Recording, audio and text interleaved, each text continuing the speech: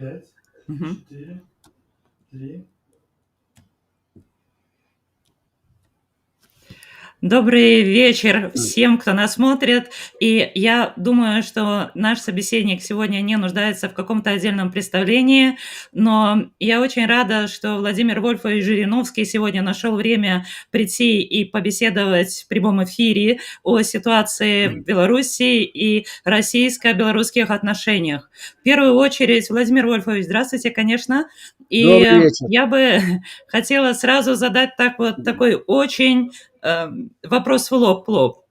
10 августа 2020 года вы единственный из российских политиков такого уровня пришли к белорусскому посольству, чтобы высказать свое отрицательное отношение к режиму Лукашенко и тому, что он делает. Мы это заметили и мы это оценили. Но у нас, конечно, возник вопрос, почему? Почему вы решили поддержать белорусских женщин, а не Александра Лукашенко, как мы все ожидали? Но меня возмутила цифра 80% за Александра Егоровича. Я с большим неуважением отношусь к цифрам, когда за какого-то человека более 50%. Ну, терпимо еще 50, 55, 60 уже неприятно, 70, а 80, с какой стати? Сегодня во всех странах мира тяжелое положение. Это пандемия, экономический кризис, сколько проблем. И вдруг народ Беларуси отдает этому человеку 80%. И я вижу реакцию жителей. Они много раз протестовали после каждых выборов, но особенно эти выборы. И потом, с какой стати уже 26 лет один человек у власти, даже если было все хорошо? Он должен был давно уже отойти в сторону и дать дорогу другим кандидатам. Дальше. Значит, нету многопартийности. Многопартийности нету. Значит, неизвестно, какие партии, какие кандидаты. Кто-то из кандидатов в тюрьме сидит, кто-то в бегах. То есть постоянное давление на белорусов, на молодежь. Я дважды был в Беларуси. Один раз специально пошел посмотреть. Вот даже попросился в университет, говорю, давайте с молодежью я встречусь. Ну, сидят смурные, понимают, что боятся говорить то, что они думают.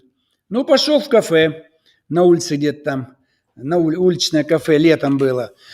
Тоже люди как сидят, скованные. Думаю, послушаю, о чем говорят. То есть это вот такая обстановка авторитарного режима. Время уже уходит. Другое поколение выросло.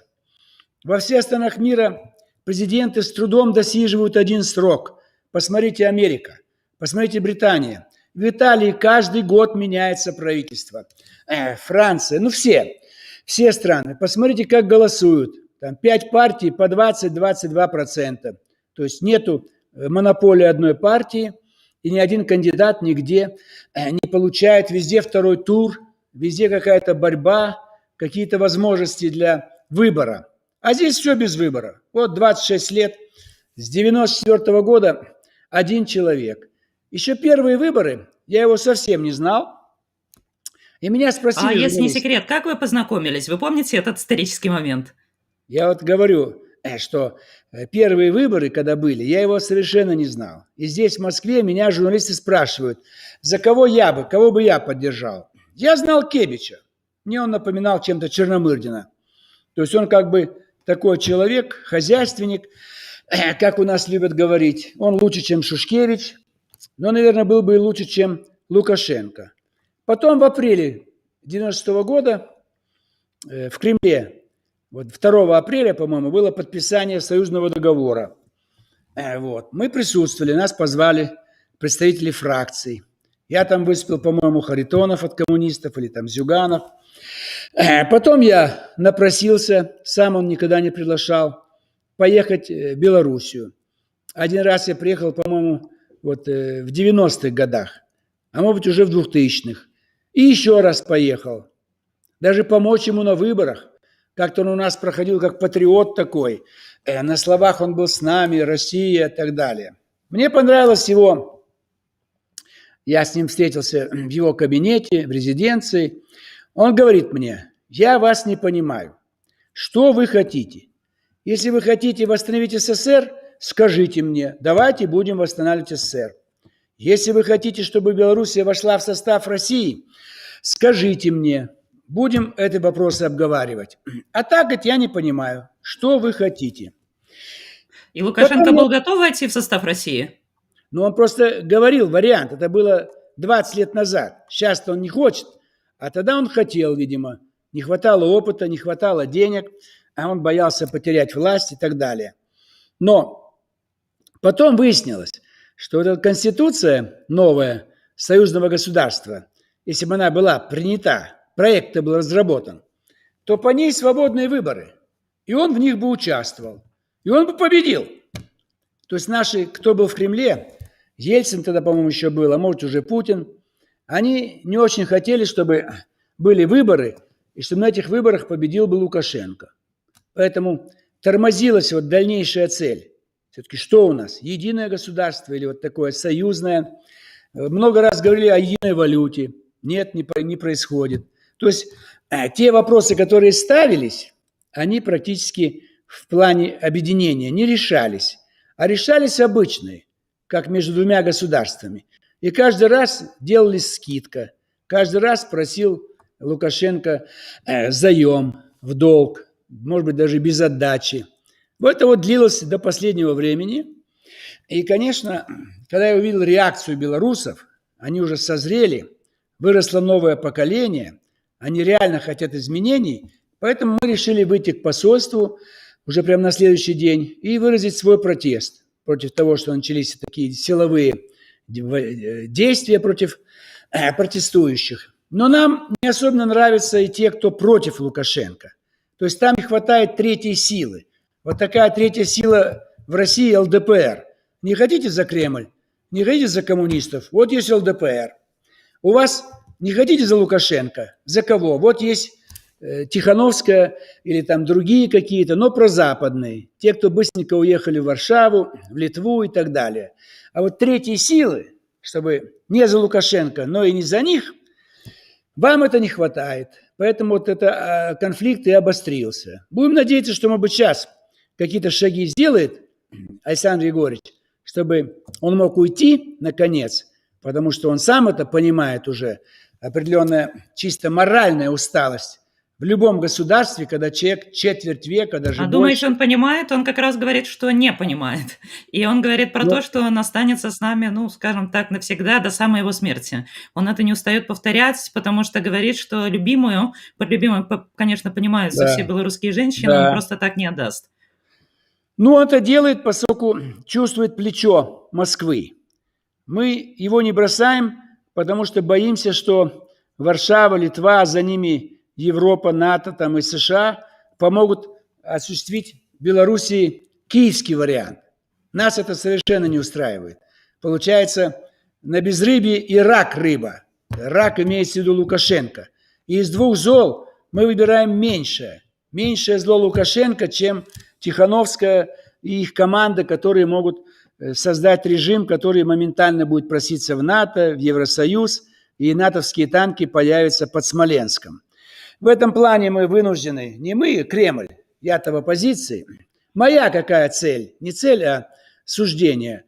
Я считаю, что только вхождение Белоруссии в Россию в состав, как 6 губерний, Минская, Витебская, Могилевская, Гродненская, Брестская, вот 6 губерний, значит, они, Гомельская, вот 6. Я все их объехал, все знаю. Тогда все будет решено. Значит, все вопросы культуры и языка сохраняются, экономика будет бешено развиваться, цены будут внутренние наши, то есть все проблемы Белоруссии будут решены. Если она будет сохранять то, что сейчас, и не с нами, и не с Западом, на двух стульях, но это долго не будет, не сможет продлиться долго. В конце концов, Москва прекратит раздавать просто не помощь уже, а как бы подарки.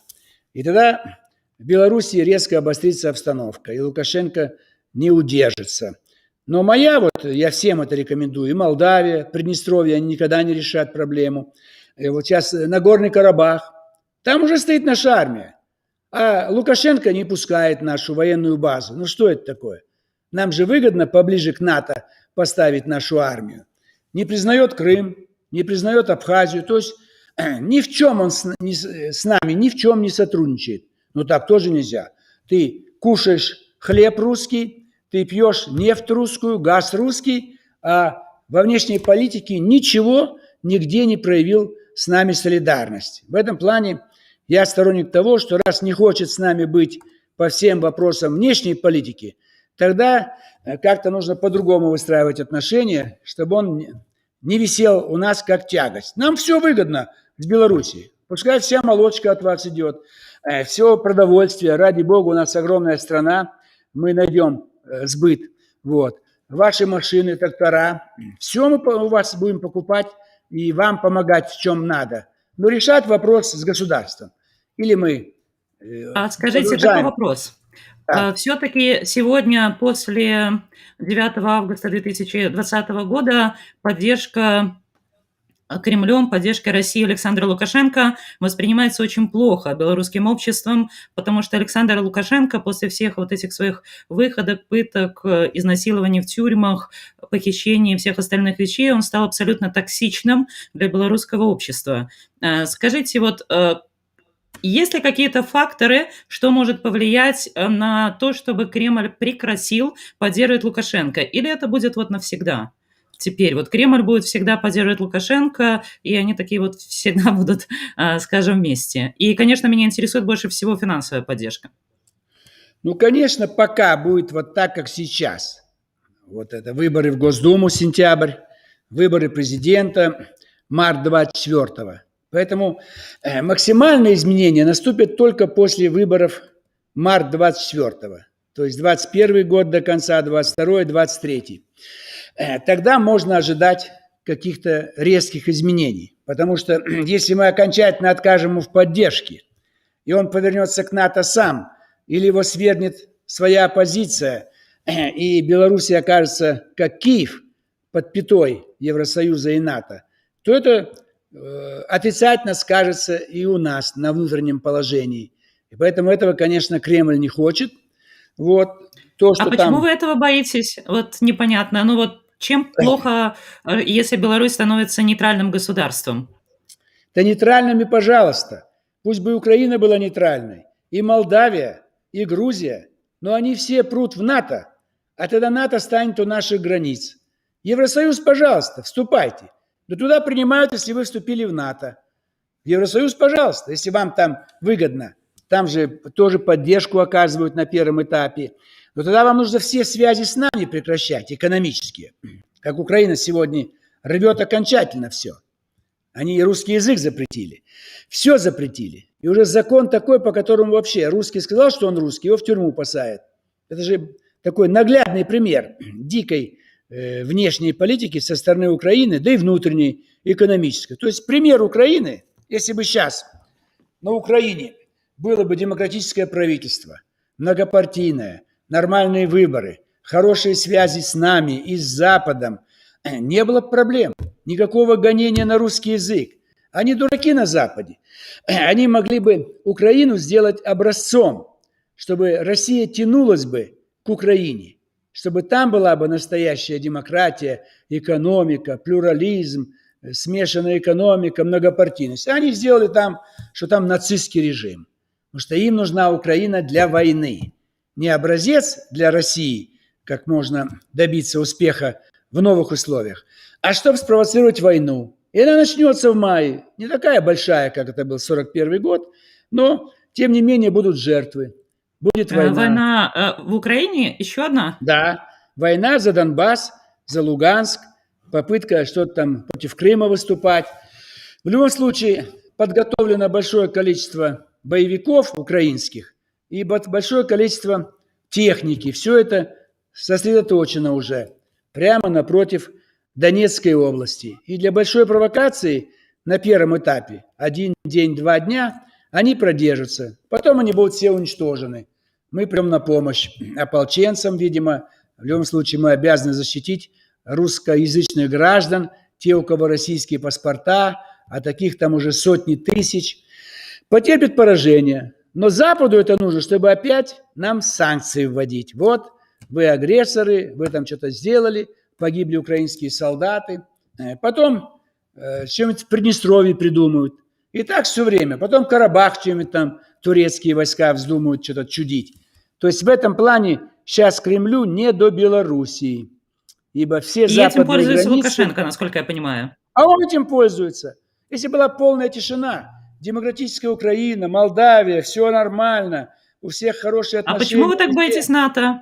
Ну вот спрашиваю, у НАТО- скажем, что НАТО- тут такого страшного? Ну, стоит и Вы- стоит, в чем тут проблема? Ну как, в чем проблема? Если у них задача нашу страну ликвидировать, это у них в планах написано, как немецкий план при Гитлере Барбаросса, задушить экономически. А не получится провокации устраивать. Ну вот у нас провокации под Смоленском, под Брянском, под Белгородом, в районе Приднестровья, там это уже ближе к Украине. Это будет все время проходить. И натовцы помогают оружием, боевиками, в лагерях готовят диверсантов. Там же неспокойно. Постоянно гибнут люди. Это в Беларуси у вас спокойно, и мы рады. А на Украине 15 тысяч погибло. Уже больше, чем в Афганистане. Так это И же всё солдаты русские. АТО. Это же А? украинцы погибли. Как украинцы, это русские. Они граждане Украины, но они русские. Вот они и погибают, их обстреливают каждый день. Или диверсанты их убивают. И даже те украинцы, которые себя считают украинцами, это русские. Их украинизировали коммунисты Украины до войны, после войны и особенно последние 30 лет. Выросло новое поколение. Он же русский не знает, что он русский. У него написано везде украинец. Школа с 1 класса и даже детский сад на украинском. А это русские ребята. Нам это совершенно невыгодно, чтобы русские становились украинцами, да еще нашими врагами. Да еще из них бы делали диверсантов, которые проникали бы через нашу не очень укрепленную границу и устраивали диверсию у нас. Все? Да, Заканчиваю. хорошо. Давайте, до Скажите свидания. еще только последний Быстрее. вопрос. А как вы оцениваете развитие российско-белорусских отношений в течение ближайших 5 лет? И спасибо, я вас тогда отпускаю. Но мы за любые отношения, в первую очередь в области культуры, в области энергообеспечения. Мы же построили вам атомную станцию, мы покупаем у вас все, что можно. Так сказать, на взаимовыгодной основе все можно развивать. И это все будет выгодно Белоруссии. Но мы понимаем, что молодежь Белоруссии и часть интеллигенции, да в целом значительная часть белорусского общества не согласны, недовольны.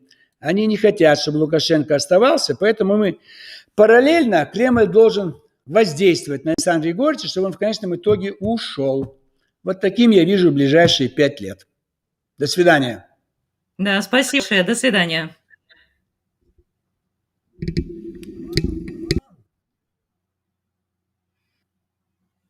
Ну, будет пост этот самый. Ты же в эфире. Я в эфире, да. Конечно, ты в эфире. Так, все равно надо, да, все слышать? Да. Нет, тебе не надо слышать. Да, уже нет? Конечно, ты же ни с кем не разговариваешь. Хорошо.